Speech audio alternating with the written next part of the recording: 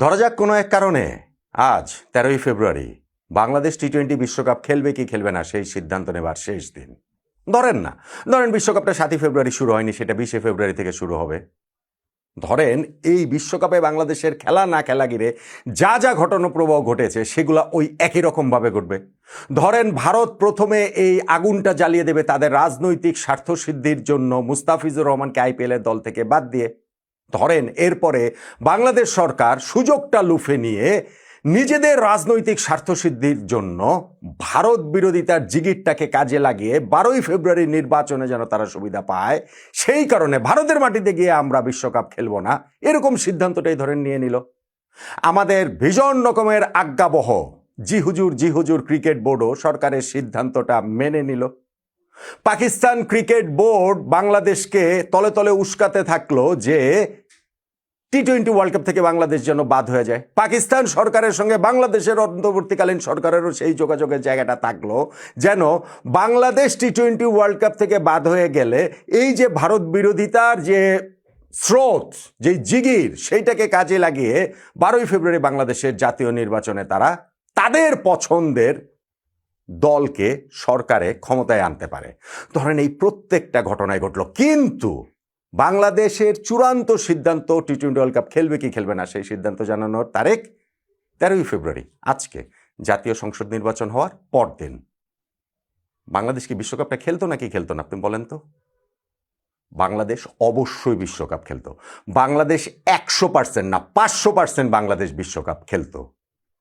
এখন ওই অন্তর্বর্তীকালীন সরকার চলে যাওয়াটা তো কেবলই আনুষ্ঠানিকতা মাত্র, কিন্তু সেই ক্রিকেট বোর্ড তো রয়ে গিয়েছে, সেই আজ্ঞাবহ ক্রিকেট বোর্ড, সেই জি হুজুর ক্রিকেট বোর্ড, সেই আমিনুল ইসলাম বুলবুল ভাইয়ের ক্রিকেট বোর্ড, যাদের সময় আমরা একটা বিশ্বকাপ খেলতে পারিনি। নতুন সরকার আসছে, সেইখানে কি এই পুরনো ব্যর্থ বাংলাদেশের ক্রিকেট ইতিহাসের সবচেয়ে ব্যর্থ এই ক্রিকেট বোর্ড থাকবে, নাকি এইখানে নতুন ক্রিকেট বোর্ড তৈরি হবে? আমার কাছে অন্ততপক্ষে দুইটা রিজন রয়েছে, খুবই স্ট্রং দুইটা রিজন রয়েছে। তারপরে আপনি আপনার মতো করে সিদ্ধান্তটা নিতে পারেন, ভাবনার জায়গাটা নিতে পারেন। দেখুন, প্রথমত বাংলাদেশ ক্রিকেট বোর্ড বাংলাদেশ সরকারের অধীনস্থ একটা স্পোর্টস ফেডারেশন, এর চেয়ে বেশি কিছু না। এইটা সরকারের সরাসরি হস্তক্ষেপ করার তো কোনো সুযোগই নেই। এটা যেমন আমরা জানি, একই সঙ্গে আমরা এটাও জানি যে বাংলাদেশে বা এই সাবকন্টিনেন্টে এগুলো কিভাবে পরিচালিত হয়।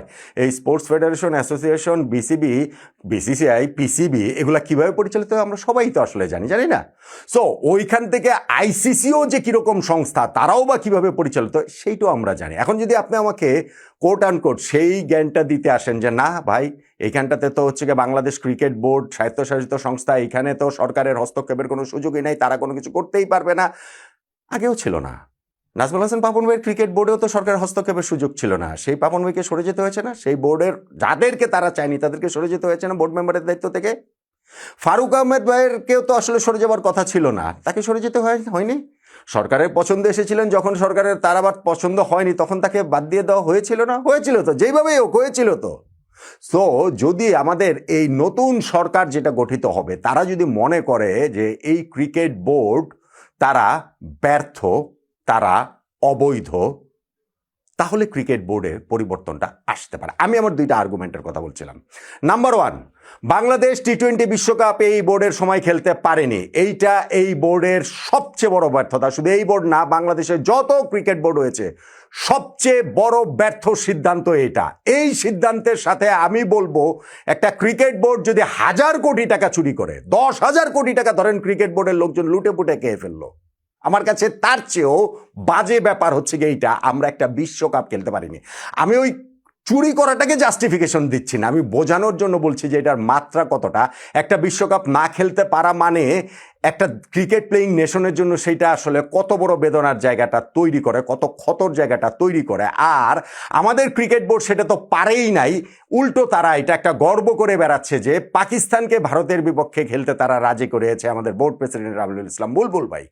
নিজের দেশের ক্রিকেট বোর্ডকে যিনি সরকারকে যিনি রাজি করাতে পারেননি ওয়ার্ল্ড কাপে খেলানোর জন্য, তিনি Bharat, Pakistan, ICC, BCCI, PCB সব কিছুকে রাজি করে ফেলেছেন। এত বড় সংগঠক যে বাংলার মাটিতে মাটিতে জন্মে গেল কখন কিভাবে আমরা ভাই সেটা বুঝতেই পারলাম না। শুধু সেইটা ভারত পাকিস্তান ম্যাচ হওয়ার ক্ষেত্রেই প্রযোজ্য, বাংলাদেশের বিশ্বকাপ খেলার জন্য প্রযোজ্য না। আপনারা বলতে পারেন যে আপনারা নিজেদের সেলফ ডিফেন্সের জন্য এখন বলতে পারেন যে না, সিদ্ধান্তটা তো সরকারের ছিল, আমরা তো শুধুমাত্র ক্যারি করেছি, আমাদের এখানে কিছু করার ছিল না। অবশ্যই করার ছিল। যদি আপনারা শির দ্বারা শক্ত করে মাথা উঁচু করতে পারতেন তাহলে পদত্যাগ করতেন। আমিনুল ইসলাম বুলবুল ভাই বোর্ড থেকে পদত্যাগ করতেন যে আমার সময় বিশ্বকাপ বাংলাদেশে খেলতে পারেনি, ঠিক আছে সরকারের সিদ্ধান্ত, কিন্তু আমি এটা মানতে পারলাম না, কিন্তু আমি পদত্যাগ করলাম। আপনি সেটা করেন নাই। আপনি কি করেছেন জানেন? আপনি কি করেছেন এখন সেগুলা বের হবে। আপনি করেছেন ওই বিশ্বকাপে বাংলাদেশ খেলবে কি খেলবে না, ওই সময়টাতে বাংলাদেশের যারা সরকার চালাচ্ছিলেন নামে কিংবা বেনামে, সেই তাদের নেতা, পাতি নেতা, ছাত্র নেতা, হাই প্রোফাইল ছাত্র নেতাদের সাথে ক্রিকেট বোর্ডে আপনারা মিটিং করেছেন, যারা আপনাকে বুলবুল ভাইকে আশ্বস্ত করে গেছে কোনোভাবেই যেন বাংলাদেশ ভারতের মাটিতে বিশ্বকাপ না খেলে। এই ভারত বিরোধিতা আমাদের টিকিয়ে রাখতে হবে, এইটা মানুষের চাওয়া। এই জন্য যা যা সাপোর্ট দেওয়া দরকার আপনাকে সাপোর্ট আমরা দিব, আপনাদের বোর্ডকে আমরা সাপোর্ট দিব। অনলাইনে যা সাপোর্ট দেওয়া দরকার, এর পক্ষে যারা বলবেন তাদের বিপক্ষে আমরা সবাই মিলে আমাদের ফোর্স নিয়ে ঝাঁপিয়ে পড়ব। এইসব মিটিং টিটিং আপনারা করেছেন, আসবে, সামনে আসবে, ক্রমশ প্রকাশ্য। সো বাংলাদেশ বিশ্বকাপ খেলতে পারেনি, সেইটাতে এখন এসে, আমি আগের ভিডিওগুলোতে বলেছি ভাই, পরে এসে কান্নাকাটি করলে হবে না। আমাদের কাছে এসে ইন্টারভিউ দিবেন, কান্নাকাটি করবেন যে না বাংলাদেশ খেলতে পারেনি, আমার হৃদয়ে কত রক্তক্ষরণ হচ্ছে, আমাদের কত কষ্ট হচ্ছে, কিন্তু আমরা ওই হাসি ভুলবো না যে পাকিস্তানকে ভারতের বিপক্ষে খেলতে রাজি করানোতে আপনি যে খুশি হয়েছেন, আপনি যে হাসি মিডিয়ার সামনে দিয়েছেন, কিন্তু বাংলাদেশ যখন বিশ্বকাপে খেলতে না পারে সেই কষ্ট তখন মনে হয়েছিল যেন আপনি ভুলে গিয়েছেন। কেননা রাজনৈতিক এজেন্ডাটা সার্ভ করার ক্ষেত্রে আপনি একটা টুল হিসাবে কাজ করেছেন। বাংলাদেশ ক্রিকেটকে এইখানটাতে জিম্মি করা হয়েছে। বাংলাদেশের ক্রিকেটের মাথায় লবণ রেখে বড়ি খাওয়ার চেষ্টাটা করা হয়েছে এবং বড়িটা খেয়ে ফেলেছেন, আমাদের টি-20 ওয়ার্ল্ড কাপটা খেয়ে ফেলেছেন। ফলে একটা বিশ্বকাপ যে আমরা খেলতে পারি নাই, এইটা এই বোর্ডের সবচেয়ে বড় ব্যর্থতা। বাংলাদেশের ক্রিকেট ইতিহাসের সকল বোর্ডের সব ব্যর্থতার মধ্যে এইটা সবচেয়ে উপরে আমি রাখবো। তারপরে কি এই ক্রিকেট বোর্ড টিকে থাকবে? নাম্বার 2, এই ক্রিকেট বোর্ডের নির্বাচনটা কিভাবে হয়েছে, সেটা কি বৈধ ছিল না অবৈধ ছিল? আপনি বলতে পারেন যে না তামিম ইকবাল বলেন অবৈধ, বা বিএনপির যিনি ওই এইবার হচ্ছে গিয়ে আমিনুল হক, তাদের ওই স্পোর্টস নিয়ে যিনি হচ্ছে গিয়ে কাজ করেন, নির্বাচনে যদিও হেরে গিয়েছেন, তিনি যেমন বলেন যে এইটা অবৈধ ক্রিকেট বোর্ড। আপনারা বৈধতার সার্টিফিকেট নিয়ে টিকেছিলেন। সেই বৈধতার সার্টিফিকেট কোন সময়ে?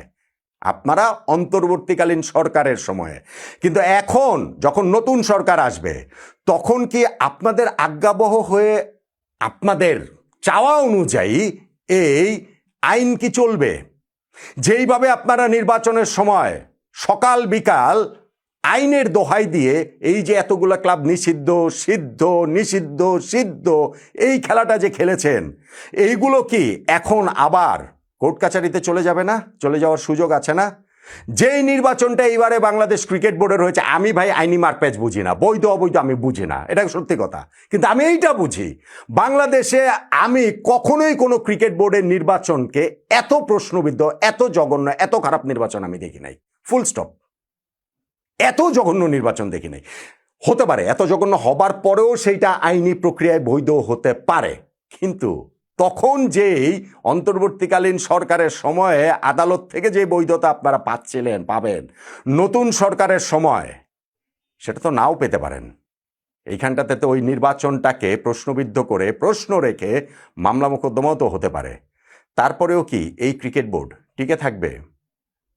ভীষণ অসম্মানজনক বিদায় হবে এই ক্রিকেট বোর্ডের, ভীষণ রকম অসম্মানজনক বিদায় হবে এই cricket board president Aminul Islam বুলবুল ভাইয়ের।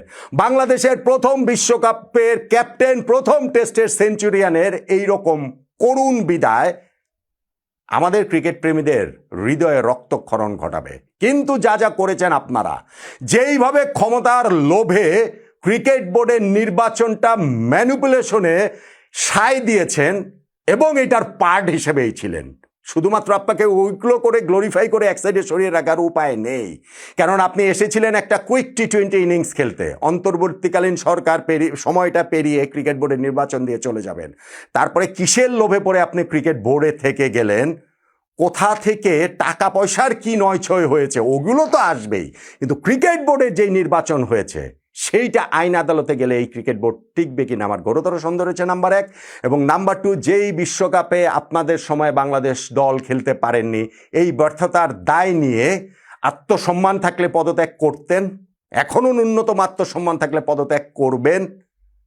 তা না হলে নতুন সরকারে পুরনো ক্রিকেট বোর্ড থাকার আমি কোনো কারণ দেখি না। আমার কাছে মনে হয় এইটা কেবলমাত্র সময়ের ব্যাপার যে আমিনুল ইসলাম বুলবুল ভাইকে বাংলাদেশ ক্রিকেট বোর্ড থেকে চলে যেতে হবে। পুরো ক্রিকেট বোর্ডটাকে ম্যাক্সিমাম জায়গাতেই, আমি জানি না পুরো বোর্ড ভেঙে দেওয়া হবে নাকি হচ্ছে গিয়ে পরিচালকদের চেঞ্জ করা হবে, কতজনকে চেঞ্জ করা হবে, কিভাবে করা হবে, সেইটা আইসিসির বিধানের মধ্যে থেকে কিভাবে করা হবে, বিসিবির গঠনতন্ত্রের মধ্যে থেকে কিভাবে করা হবে, ওগুলো সব কিছু করা হবে। কিন্তু আমি যে বললাম ওই দুইটা জিনিস চুরিদারির বাদ দেন না, ওগুলো আসবে, ওগুলো সময় মতো আসবে। কিন্তু ওই যে দুইটা জিনিস, যে বাংলাদেশে ক্রিকেট বোর্ডের নির্বাচন প্রশ্নবিদ্ধ নির্বাচন, সেইটা আদালতের হিসাবে, এবং এই যে আমরা ওয়ার্ল্ড কাপ খেলতে পারিনি সেইটার নৈতিক হিসাবের জায়গাটা থেকে আমিনুল ইসলাম বুলবুল ভাইদের এই ক্রিকেট বোর্ডের শেষের শুরুটা হয়ে গেল নতুন সরকার আসার মাধ্যমে। আমার অন্তত সেটাই আন্ডারস্ট্যান্ডিং। আপনি কতটা একমত হলেন জানাতে পারেন।